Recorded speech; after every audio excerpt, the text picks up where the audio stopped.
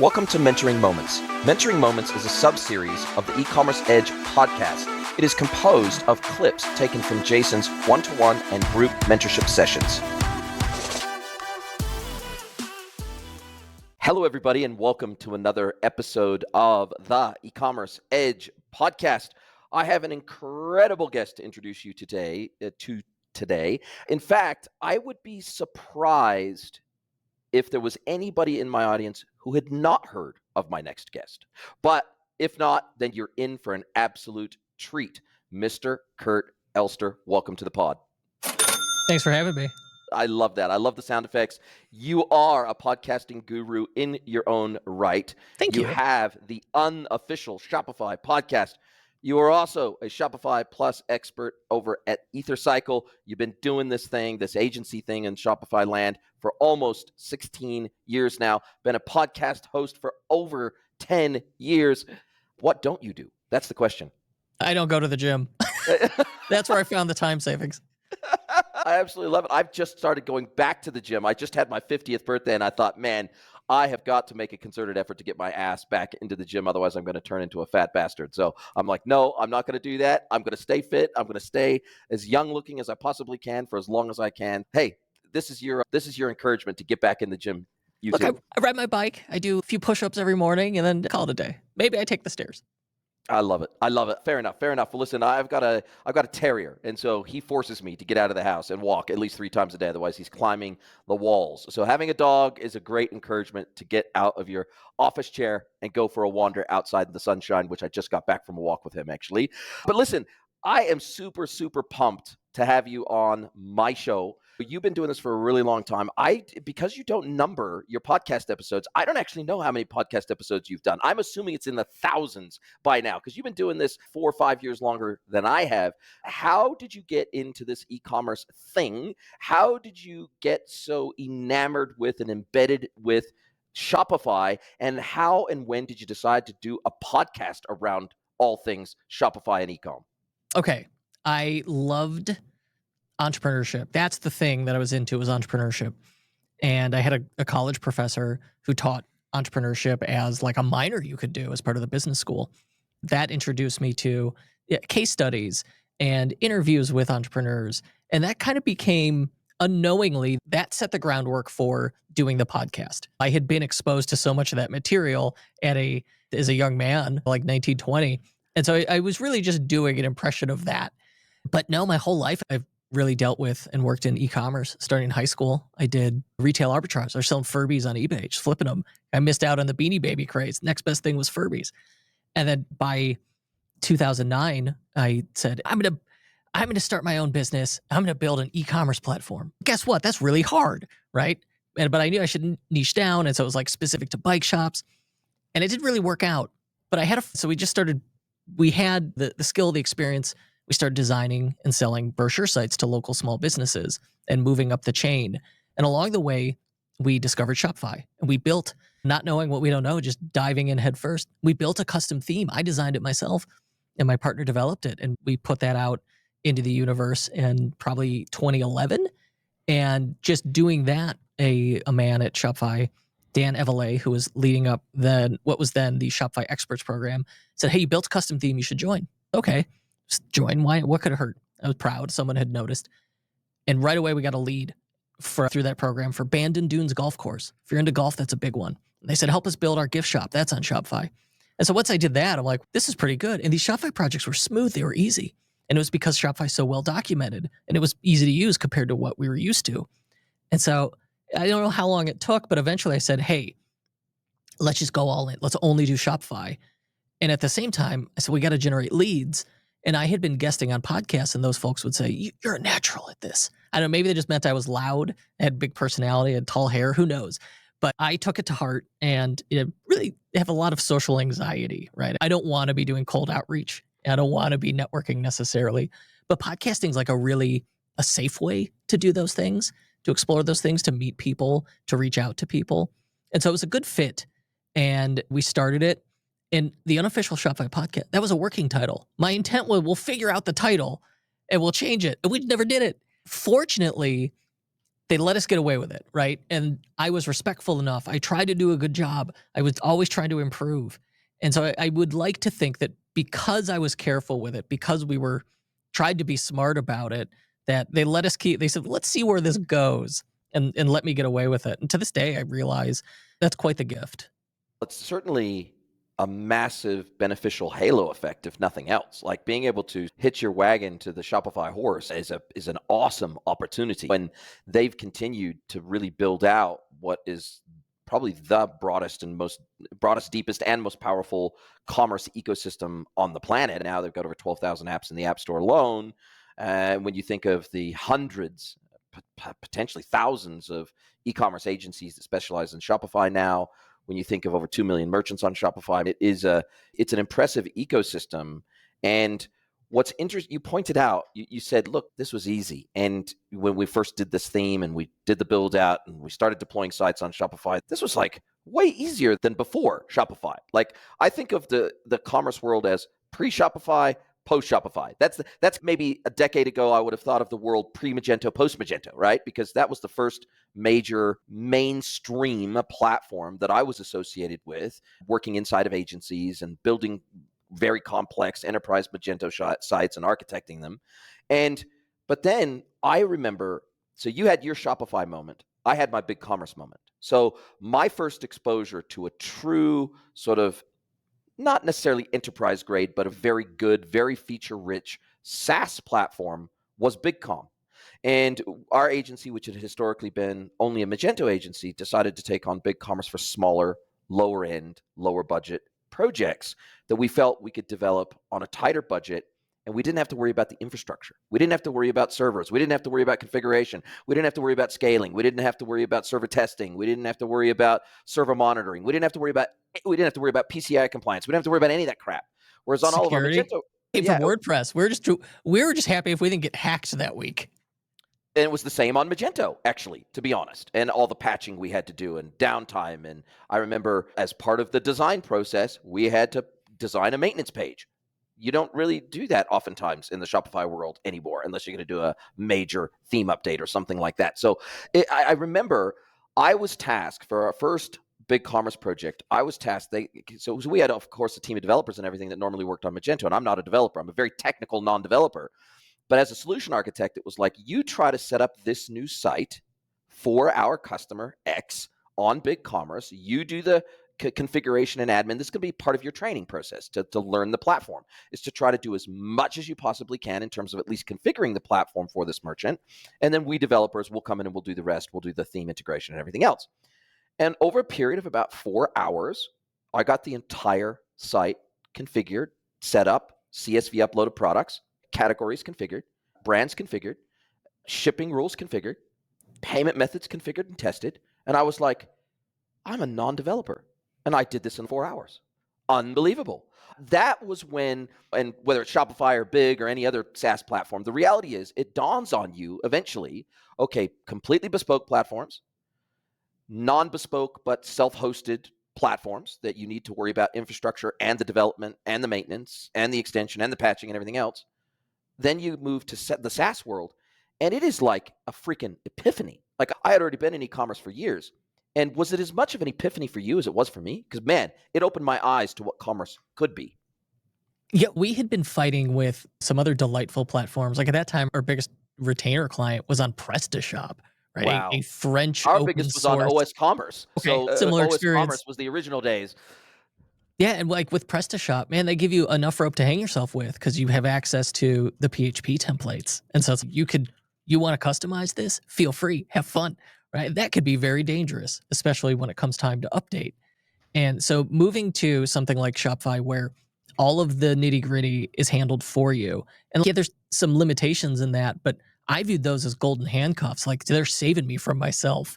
Where you previously, whatever crazy thing the merchant requested, you want to, especially early in a career, you're like, oh yeah, we want to please, right? We could do that. And maybe you could, but was it a good idea to go hacking through those template files? Probably not, at least as soon as that next update rolls around. It's that traditional old saying, just because you can doesn't mean you should. And it was the same, not only in terms of putting us as an agency inside of a slightly tighter box in those early days of SaaS platforms, because we took on Big and then we took on Shopify in addition to Magento.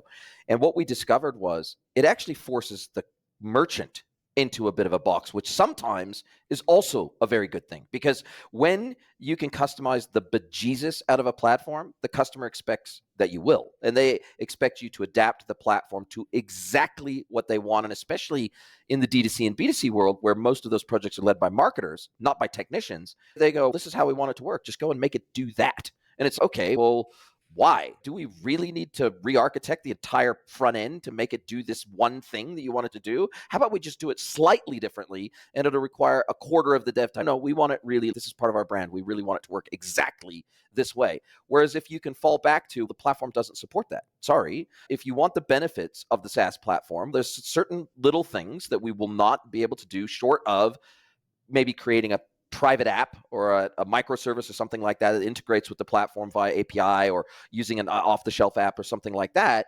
You just can't do it that way. We'll tell you ways in which we can achieve something very similar within the platform's framework. And to your point, I think having boundaries in some instances, especially for some projects, some clients, and some budgets, is a very good thing. It's healthy. Yeah, what do we say about kids? Setting healthy boundaries for your kids is a good thing, right? It's this exact same thing with clients sometimes. Yeah, absolutely. Yeah. Okay, let's keep you from getting in over your skis. Because what we've learned, and this is true of Shopify, but this is true of any platform or piece of software, is use it the way it's intended.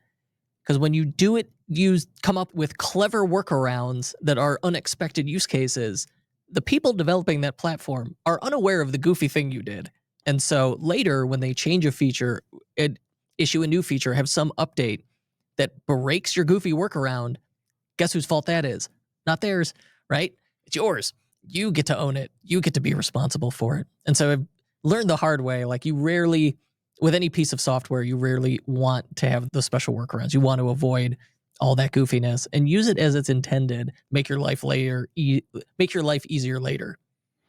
Well, I think to your point, what those of us that have been in the industry for circa 20 years plus, I think what I realized in that moment, that epiphany moment, was up to that point, e-commerce felt really hard. Like it felt like there was so much to know. There was so much to learn. There was so much to custom develop and test. And it felt like an absolute trial by fire, because there was you couldn't go to university for e-commerce. You learned it by being in the industry. You learned it by building things. You learned it by breaking things. You learned it by developing things. And you learned how to do, back then there was no templates for discovery. There was no templates for you to say, look, here's 3 different ways we can do things from a cost perspective, small, medium, and large effort. Like, we were all figuring it out as we went along, because this internet thing was very new. I'm old enough. I'm 50 now. And so the reality is I remember a pre-internet world, a coming of the internet world, and then a post-internet world where everything's net connected. I went through that transition and I watched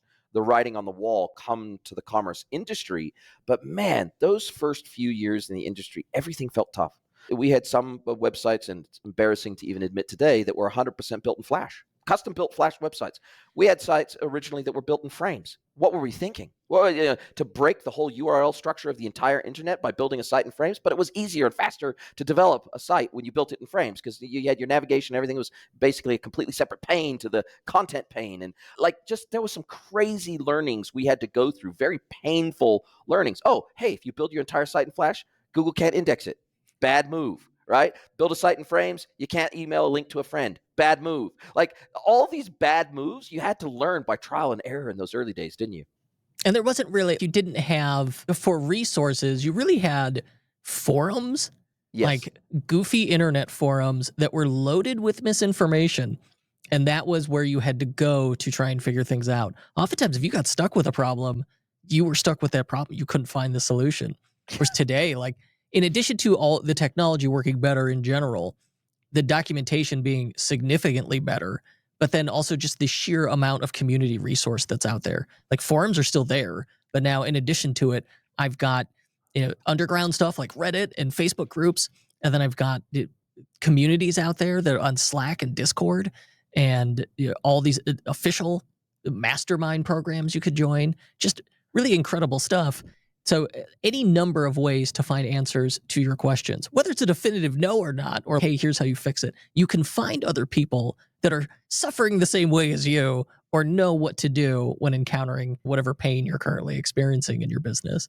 I think even the documentation by the vendors and searchable wikis and help docs and everything else, like I can today, for anything I want to do in Shopify, if I want to do it like the native way, I type in X question followed by Shopify, and it'll take me to that page in the help docs, the online Shopify help docs, and it'll tell me how to do that thing the Shopify way. But it's also, I have to say, BigCom's the same, Oro's the same, a few other platforms. Not all platforms are that good at their documentation, but I tell you, most of the mainstream platforms have gotten very good at documentation to where it's all indexed by Google. It's not hidden by some sort of partnership login that you only get access to it if you're part of the inner circle like it used to be. Like a lot of platform documentation, unless you were a partner, you didn't get access to their documentation. And a lot of their documentation was PDFs at the time. It wasn't an online wiki. It wasn't searchable. And so I remember some of those original architecture documents from Magento, they were PDFs. And you had to search. You had to do like a Control F in the PDF to find specific pieces of information that you needed about multi-site architecture, for example, or how to create a grouped product, for example, from a simple product.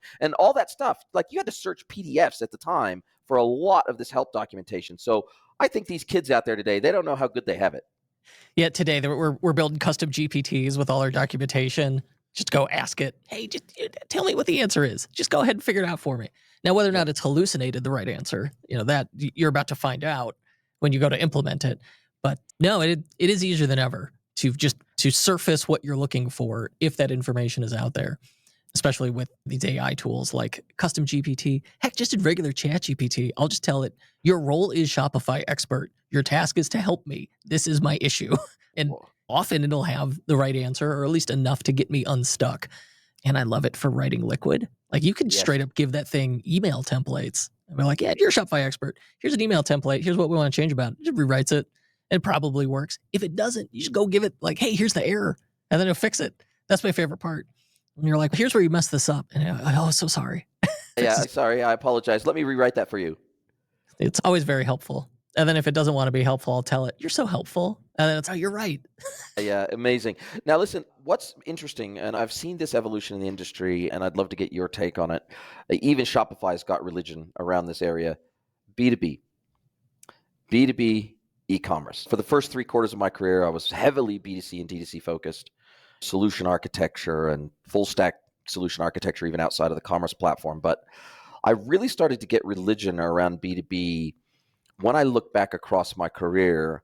All of the most interesting, most complex, most engaging projects with the most crazy integrations and business processes and product complexity, catalog scale, all that sort of stuff. When I looked back across my career, they were every single one of those were B2B projects. They weren't the B2C or D2C projects.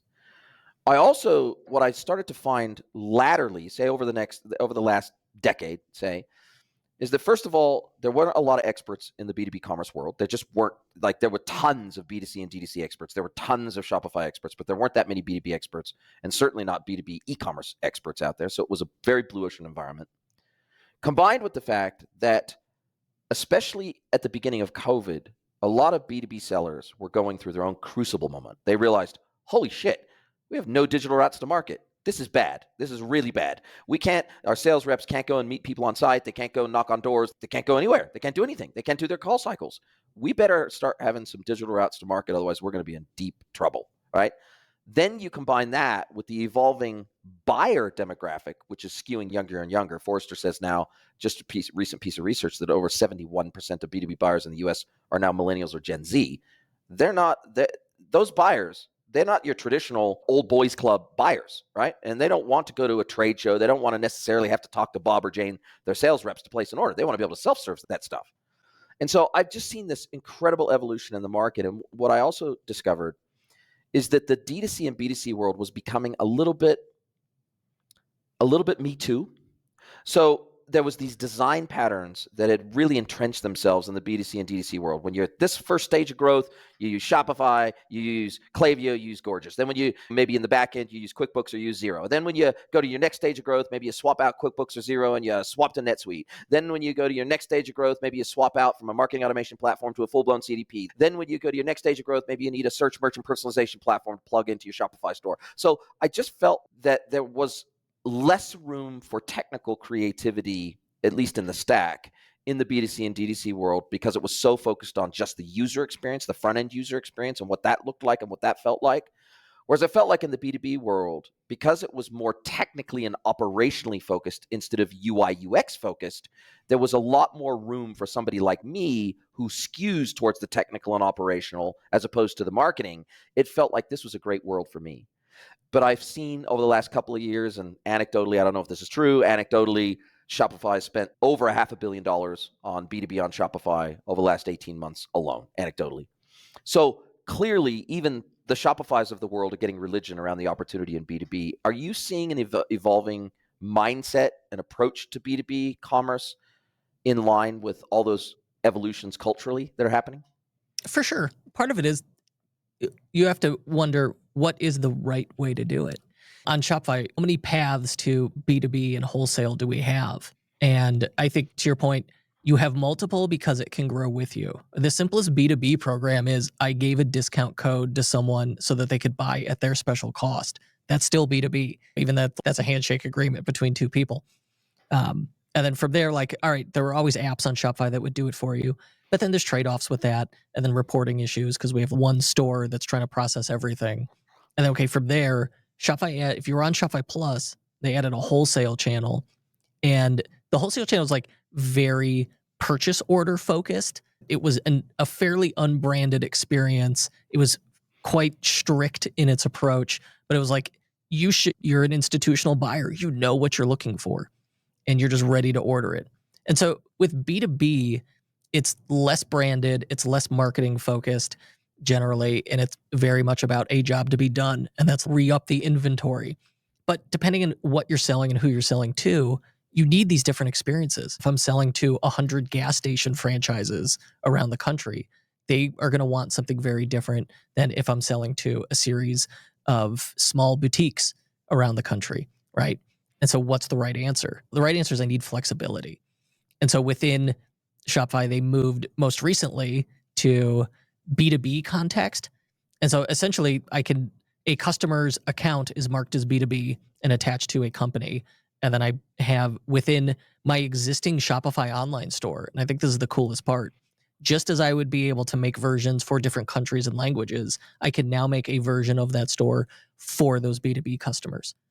And it all just lives in the same theme. It all lives in the same store, but then I get my reporting separated out. And because it has that B2B context, right? Then suddenly everything improves. But it's better than having to run multiple stores to handle these things in multiple channels. That's where things get messy. If I could just centralize everything, life is easier. And I think that's always been what Shopify's tried to do. Is Shopify's the hub, and then an online store is just one spoke you're adding to it. B2B is another spoke, and then on down the line, their shop app, which is growing, is cool to see. And then, of course, all those marketplaces out there, Amazon, Walmart, eBay, Etsy. Yeah, and one of the things that I'd also love your take on is the advent of editions. They just released another one today. It's the quiet editions, apparently. The It's boring edition. Not even quiet, that's what they called edition. it. That's right. That's what Harvey called it. He called it the boring editions. But it feels to me like this is probably one of the most genius pieces of product marketing I've ever seen in the e-commerce platform world.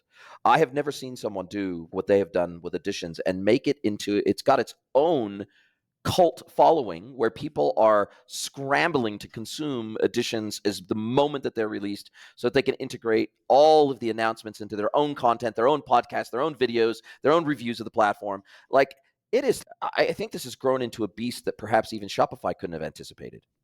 Part of it is they made it fun. It's cool. So they called it boring editions, but then it's styled like Craigslist. Yes, and when you flip it to And like it's speaking, they know their audience. It's speaking to developers, maybe people skewed a little older, Zennials like ourselves. And when you flip it to not boring mode, it loads up a retro CRT TV that Yes. flips through channels. And every channel is like a clip, and it's AI generated, but they're really well done. And so it's one is flamingos rapping, but they're telling you a feature announcement. And then you flip channels or it'll flip on its own. And it's like a completely different scenario, like a different fake commercial. Only again, it's just giving you the announcement, but it's just done in such a clever, fun way. I ended up just the thing run in the background. I was like answering my emails, listening to it. It was a lot of fun. And often they'll put, so those Easter eggs, people want to see the Easter eggs, but then who finds it first is always fun. And people are in like, you go in these Slack communities and you'll see people like comparing notes, but then they'll also sometimes pair it, and I haven't found it for this one yet, a scavenger hunt. And the Yes. scavenger hunt will be like a coupon code for their merch store. And so you get some free stuff or some really discounted stuff. I got a really nice keyboard out of the deal. Nice. From a previous editions. So that's I think whimsy, fun when you're at, it's a huge company. They employ something like 10,000 people. It's publicly traded and one of the most valuable tech companies around. They have not forgotten fun. And I think that's important, especially in a developer community, right? You need like all those bonuses of everything's well documented. They hugely support their partner community. But then when you add that layer, just that polish on top of, hey, also we're going to have fun here. It's quite hard to resist. It's attractive. And then people like me post about it online. And like you said, include it in their content and have that fun becomes infectious. And now you attract other partners to the platform. And then people who are just end users like merchants who really like, those are the people the most important here. But that feedback trickles down to them from the developer community who consumes the stuff first. I think they're the ones who are most interested in it. No, I think the keyword that whimsy and fun, man, that if you can afford it and you got everything else done first, then wow, that really adds quite a bit to the experience. It's not just icing on the cake. In some respects, it's the cake. And it's, to your point, they've gamified it really well. And then renting out the Sphere in Las Vegas for Cyber Weekend, they're really continuing to fire on all cylinders. And I think it's really impressive. I think regardless of what you think about the Shopify platform, whether you think it's the best or the worst or good for B2B or not good for B2B, I think it is undeniable and undisputable that from a platform marketing perspective, I haven't seen anyone else do it better. And they seem to up the ante every single year and gap everyone even further every single year. And with every release of editions, they seem to gap their competition even further from a product marketing and gamification and engagement perspective. And then I think when you have some of the personalities like Harley, obviously out there in the community, when you have some of the developers from Shopify out there in the community, you have some of the SEs out there in the community, when you have people that are highly visible over and above just the monolithic company being visible in the marketplace, I think this, and to be fair, I think they've had to address, if I had to look back historically as Shopify, they came across to a lot of merchants and a lot of partners as pretty arrogant. If we look back 5, 6, 7, 10 years ago, it was, if you don't like it, get stuff. If there's something you can't do on Shopify and you think we need to improve it, tough shit.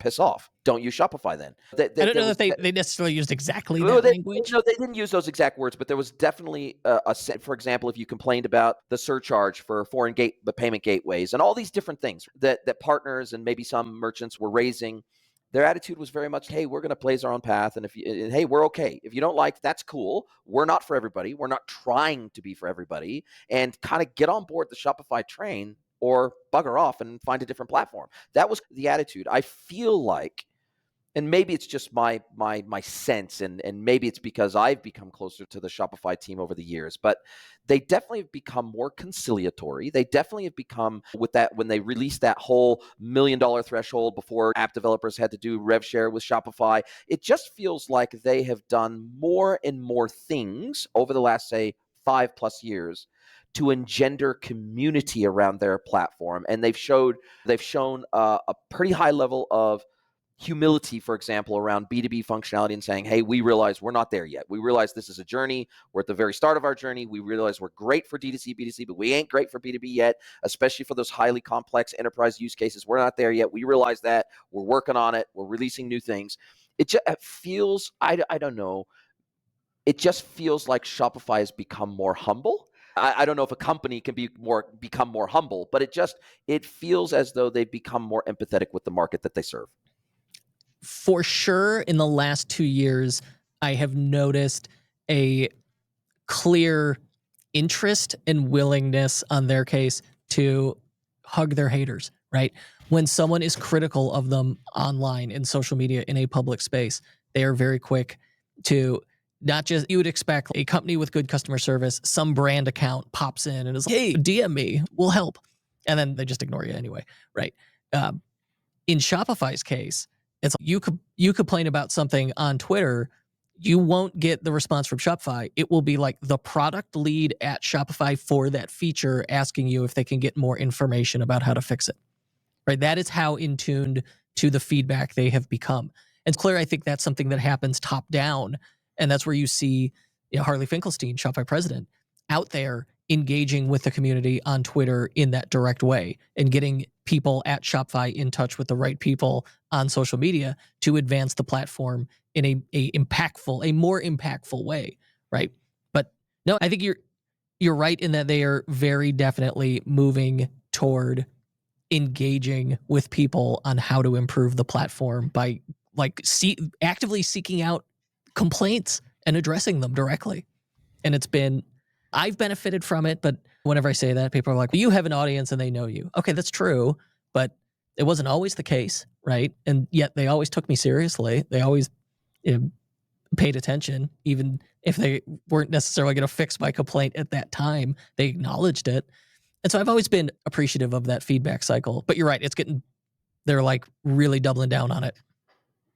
Yeah, it's a great thing to see. And I think much like Editions and much like some of their gamification and product marketing efforts, I think this is something that all platform vendors can actually learn from, right? I think that showing humility, showing empathy, having active engagement in the community, being open to criticism, I think all these things are really important things. If Shopify had to go through its own maturation cycle to get where it is today, then how much more important is it for other competitors that play in a similar space to go through their own maturation cycle and adopt some of those concepts within their own business to try to find better product market fit, to make customers happy and more sticky, to do all those things that we want to do as platform vendors and developers.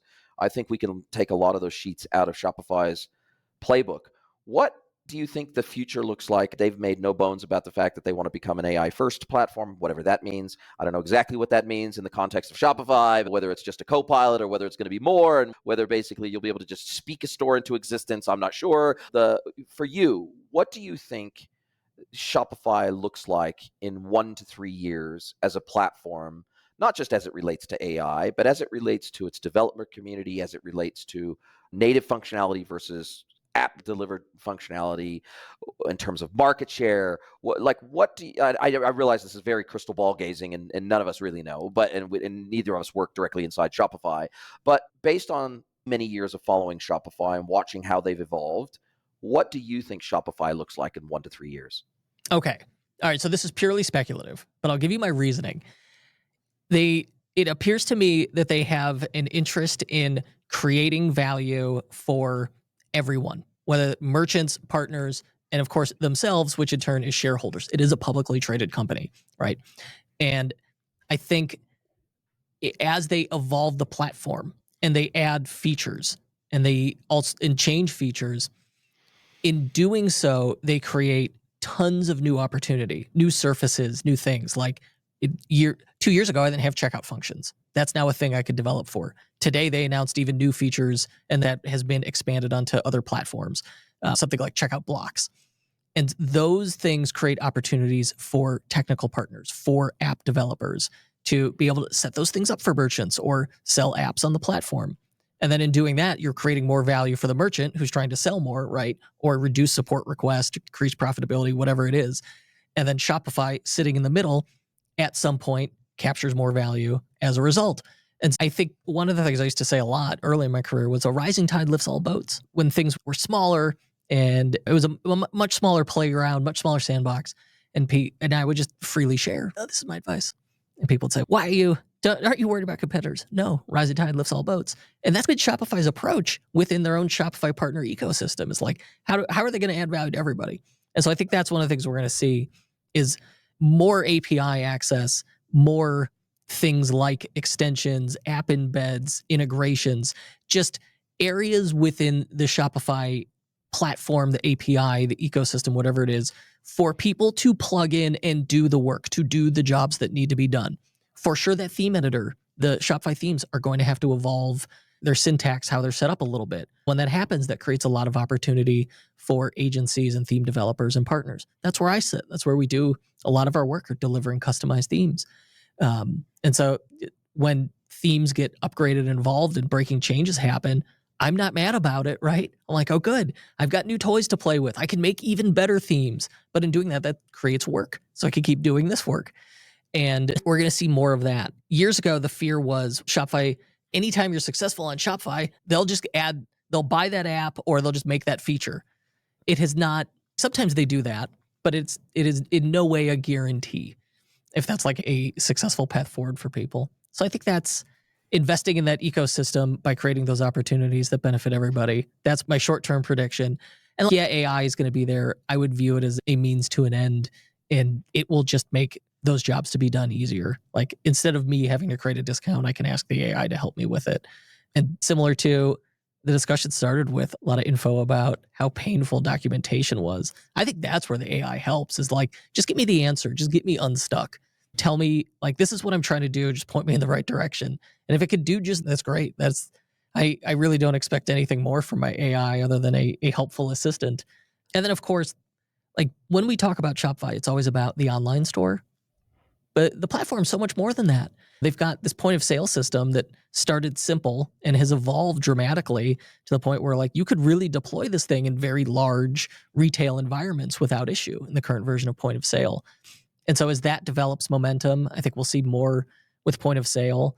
International markets, that's internationalization, is still a tough thing to crack. Like, Shopify's support for it has gotten way better. It's made it much easier. But man, could it be even easier? Like, that's always where the opportunity is. Okay, not necessarily, hey, what can we add to this? But hey, how can we make this just easier to work as is? And oftentimes that's the answer. So I'm going to go with, we're going to use automation and AI to make everything easier in general. More opportunities, more advanced theme editor. Maybe AI can help me like structure themes. I don't know. Certainly can help with copywriting. And I think significantly more opportunities for app developers, just more nuanced stuff. Yeah, I feel like Shopify is a snowball rolling downhill, gathering steam and getting bigger as it rolls. And to your point, we only have to look at a simple app like order editing, right? Hamish Mackay doing a great job, right? Out there evangelizing not only his app, but the Shopify ecosystem as a whole. They've built their app only to be on Shopify. Now, that's a double-edged sword, but it's a double-edged sword in a good way, in the sense that app brings massive value to Shopify merchants that deploy that app, meaning they don't have to manually process tickets to edit orders. The customer can do it themselves within a certain window of time. Now, the upside for Shopify is that app's only available on Shopify. The upside for the app vendor is they only have to build for Shopify, and they only have to win in the Shopify ecosystem to have a very substantial and very successful business. But what that also does is it creates a moat around an increasingly wide moat around the Shopify platform, where app developers and app vendors out there only develop for the Shopify ecosystem. Now, some will develop or at least make APIs available to where you can integrate their apps with other platforms, but it's a heavier lift, right? As opposed to install an app, configure it, it's up and running in 10 minutes, and you're up and running on Shopify with the app. So that, to me, feels like a very defensible moat. It was like in the old days with Magento extensions, and Magento had more extensions out there than anybody else. And so you had these relatively plug and play add-ons for a self-hosted platform, as plug and play as it can get. And that was part of the moat. That was part of what built the community, was an opportunity for extension developers to build extensions exclusively for Magento that they could then either sell or make available for free with enhancement services bolted on. And so I feel like that this moat, I think people underestimate the App Store ecosystem and the additional moat that brings to the platform, because I view Shopify very much as a payments platform masquerading as an e-commerce platform? Because when over 70% of your revenues comes from payments, rev share, you're a payments platform, right? But in order to get more payments flowing through your platform, you have to offer better value to the merchants than anybody else, right? And so I feel like one of the biggest values of Shopify is not just the core platform. It is the ecosystem around it that makes our lives easier, meaning we 100%. don't have to custom develop everything that isn't in the core. 100%. Yeah, the magic is like Shopify, the platform itself is great, but it doesn't work without that partner ecosystem around it. That's where the magic is. Similar to how it was absolutely groundbreaking when the iPhone came out with an app store. Certainly Apple's had their issues with their own partners, but Shopify has just continually invested in that partner ecosystem, and it's just benefited everybody, them, the merchants, and the partners. And I'm thrilled to have hitched my cart to the right horse at the right time. What do you see as Shopify's biggest weakness right now? You can never stop upgrading, adapting, improving as a SaaS, right? And what does that road look like long term? And certainly, I'm not some clever software developer, right? I would not be the right person to be leading the charge on developing something like Shopify. But when I really start to think about developing and managing a piece of software that big, it's frightening to me. And so sometimes you wonder, is there some wrong choice they could make that they could force on people that would somehow derail it? But I think what saves them is that humility that you mentioned earlier and how plugged in they are to the developer ecosystem that supports them. And so, like, I think before they would make, I'm now going to knock down my own straw man argument, but if they were to make some crazy breaking change, they'd announce it at least 6 months in advance. And I think then the feedback loop that they're so tuned into from the developer community, there'd be quite the uproar, and they would change. I would like to think that they would reverse course on whatever this hypothetical situation is, but it's just the nature of software in general, that you got to serve your users. I don't know. That question got away from me. No, I think that's a great response. Shopify is famous for side quests. Toby himself has talked about side quests. And Side quests. Yeah. they'll go down side quests for a little while. Maybe it's headless, hydrogen, oxygen. Maybe it's Shopify components. Maybe it's these different things that they seem to get real hot to trot on for a year, maybe, and then it quietly gets put to bed behind the scenes, or they quietly pull resources away from those initiatives as they see that maybe they don't get the traction that they had expected, and so they quietly put the bullet in the head, or becoming a logistics network and buying logistics companies and then quietly putting that to bed and spinning that back off again. And they're famous for their side quests, and they're always pushing, and they're always trying to find new areas of opportunity to grow the business and bring more value to merchants. What do you think that B2B is a side quest for them? Because my biggest concern is merchants that see that B2B has become a very big piece of their marketing now, just quietly, internally. I was talking to an account executive the other day, and they were saying that over 80% of the inquiries that she was dealing with inside the business were B2B inquiries for Shopify, how to use it in B2B scenarios. And so I get the hype, I get the advertising, I get the additions talk about B2B, I get all that stuff, and I get the investment thesis behind it. Do you think it's a side quest, or do you think it's something that they're really genuinely believe in investing in for the long term? Oh, I don't question for a second that they understand the importance of B2B. The initial, when it was like the first wholesale version, the wholesale sales channel that they had originally added to Shopify Plus, I think that you could make the argument was a side quest. But the B2B version that they use now is so tightly integrated into the core of that Shopify admin that there's no way you could claim it's a side quest, right? The side quest stuff you'll generally see is like, it is a channel you plug in. It is a Shopify, like a first party app that you add. And, maybe they're testing the waters there, right?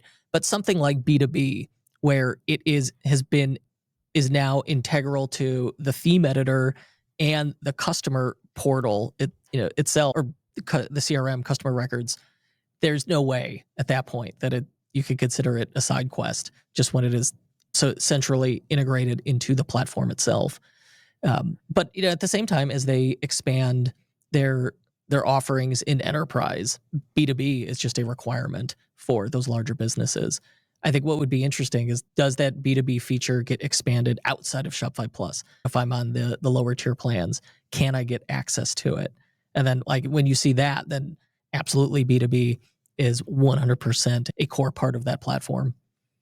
Yeah, I couldn't agree more. And I think to go along with what you said, when you see core data primitives being added to the platform, i.e. price list, core data primitive, accounts with nested user accounts underneath basically a parent account, like parent-child relationship of accounts, core data primitive, right? When you talk about some of these functions within the platform that restricting the catalogs being assigned to a customer or a location within the customer. When we start thinking about core data primitives needed to further build out B2B functionality, they are now core to Shopify. These aren't add-on data primitives, they're core to the platform. And so I agree with you. I think it feels like after a few misstarts, because their old wholesale channel was pretty crap. I didn't know anybody that actually used it. People used it, but it was so prescriptive, right? Yes. It was very much, hey, you're filling out a purchase order. Yeah, absolutely. And you didn't have the API endpoints for a lot of that functionality, whereas now every core data primitive that they've added to Shopify is exposed to the APIs now from a B2B perspective, which tells me, okay, they're serious about being able to integrate with things like ERPs and PIM systems and everything else that you need that are common in the B2B world. No, I agree with you. What's next for you? What's next for the podcast? What's next for your agency? What's high on your priority list? What do you see as the biggest opportunities for you personally, as part of your personal brand, as part of your content, as part of your engagement with Shopify? What's next for you? That's a good question. And something I think about this time of year for sure more. It's something I'm always thinking about, but more so now. I think for our agency, for our professional services business, for Shopify merchants, we've moved toward offering support, right? We've always done store migrations and themes, but adding retainer support has been a big win, has changed the nature of the business, where you're working collaboratively with entrepreneurs. And so far, it's been a lot of fun for me and the team to be able to really further those relationships and get that insight into running an online store. As far as the podcast goes, man, the thing that I really had several false starts with was video, right? Yes. Before video, like when I started the podcast, we didn't do video on podcast. I didn't with mine either. I only added video laterally. Yeah, it was a strange thing. And now I've really figured out video as it relates to the podcast, and I've been able to consistently upload video interviews. And suddenly I've discovered that YouTube, when you're consistently uploading these video interviews, YouTube can be a really great discovery platform where people find you through that. And then that grows the subsequent podcast subscriptions, whether that's iTunes or Spotify. And so I think if you're running a podcast, video has become table stakes now. You don't get a choice. You have to do it. And so I do adapt. I did that. So I'm just going to keep going with that. Maybe get better at video production. We'll see. It's so much more complex than doing audio. And so we had to get used to that. And then also, I think as a Shopify partner, I have a successful built for Shopify app, crowdfunder, but it's very niche. I want something broader. I want something bigger. I want a new toy, right? And my new toy is another Shopify app. And so I think we've started the work on that as of last month, and hopefully next year we can have that Shopify app out and in the public. Yeah, I think having an app, like I said, like order editing, where it would be silly for any Shopify merchant, I can't imagine a Shopify merchant out there that an app like order editing wouldn't be beneficial to, obviously, unless Shopify comes out with its own order editing capability natively in the platform, which is always a possibility. But it feels if you can come out with an app that feels like a no-brainer to like greater than 90% of Shopify merchants out there, you probably got a pretty solid ready-made market. No, absolutely. What's interesting about the apps, even if you're building an app that maybe there's already 8 others that do the same thing, if you could build one that answers that need a little differently, right? Because everyone has like whatever their problem they're trying to solve, they have this like very specific idea of what they're looking for. And so I've already built an app that's too niche, right? And now I want to go to something broader and something where I've got more competition. I think it'd just be more interesting. Yeah. We'll see how it goes. I may deeply regret these statements later. What was I love thinking? it. I love it. Now, I'll drop you a link to your LinkedIn profile into the show notes. I'll drop a link to your website in the show notes. But other than that, if people want to chat to you about all things Shopify, development, content, if people want to get a hold of you, what's the best way? Man, I think I probably spend too much time on Okay. LinkedIn, but definitely Twitter at Kurt Inc. INC on Twitter. If you wanna hassle me, I do check my DMs and those message requests. And hey, look, if you have some like just god awful cold outreach you want to send me, feel free. I'll let you know. If I block you, you know it was bad. I have over 600 people, I think, now on my LinkedIn block list, and the vast majority of those are cold pitch slaps that immediately warrant an immediate block. I don't even respond. You're like, oh, this was so bad. I Yeah, I have to know. block you. I'm so sorry. It's just that bad. No, I'm actually not sorry. It's just you deserve it. You brought it on yourself. Listen, this has been a fabulous conversation. I've really enjoyed it. You're a true character. You're a fixture in our industry. You're a luminary in our industry. You're so well known. Like I said, there's probably no one in my audience that hasn't heard of you, but hopefully I'm they not got gonna a be able to little get bit out the door. My head's gonna be too big. But and please, hopefully I asked some questions that maybe you haven't been asked before when you've been guest on other podcasts. But now is an opportunity for me to flip the script. It's an opportunity for me to hand the microphone over to you, let you ask me one question. Any question you like, can be personal or professional. So, Mr. Kurt Elster from the unofficial Shopify podcast, what is your question for me today? if you weren't doing this and you can wave the magic wand, what are you doing? That I've never, out of 450 plus episodes, I've never been asked that question. That is an awesome question. I love that question. I think I would if I could snap my fingers and do anything, I think it would be a travel blogger or Okay. a travel vlogger. Like my wife and I love traveling, right? I grew up in Southern California, lived in New Zealand for almost 30 years. My wife and I have been living in Mexico now for just over a year and a half. We've just bought a house here in Pueblo City, and we love travel. We couldn't wait to get out of New Zealand after COVID because New Zealand was one of the most locked down countries in the entire world for 3 years, and we feel like we're still playing catch up for that lockdown period where we couldn't travel, we couldn't go anywhere, and we both love travel so much. We don't have kids, we don't want kids. We have our dog, he's our kid, but we love traveling. We love exposing ourselves to new cultures, new food, new ways of life, rich, poor, everything in between. We don't care. We just want to be out there and see it. We want to see the world through other people's eyes. And I would love if and the argument could be made that I could probably figure out a way to make a living from that. But I think it's a very overcooked. But if I could know for sure that I could actually make a living from doing that, would be super cool to me. I like it. Yeah, my wife's a travel vlogger or travel blogger. Wow. Disney World. Wow. It's all That's Disney World very specific. cool. That is amazing. How long has she been doing that? Gee, since before the pandemic. What's interesting about those businesses is how do you monetize it? And so for her, there's ads on the site, but the real way a travel blog or vlog business, the way you monetize it is you want affiliate income off the travel packages, off the vacations that people book. And so you partner with a travel agent, or if you're really smart, you become a travel agent yourself. And that's the magic to those businesses. I assume that's how hers and some of the other people she's talked to have run them.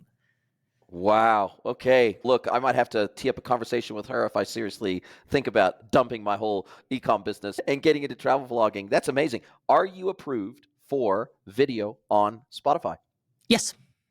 Amazing. Cool. Yeah, I'm like you. I'm doubling down on video. You don't listen to short audio clips on social media platforms. You watch short video clips, don't you? So that was the final push that I needed to get over into the video camp. And now that I'm exactly like you, I think YouTube is an amazing platform, especially for discovery. In the top 2 search engines in the world. I think you've got a fantastic future ahead of you. Thank you so much for spending time with me today. I really appreciate it. Can't wait to speak to you again soon. Thank you. You're a thoughtful and interesting host. I enjoyed it. Love it. If you'd like to get mentored by Jason for free, head over to greenwoodconsulting.net, scroll to the bottom of the page, and click Get Mentored by Jason.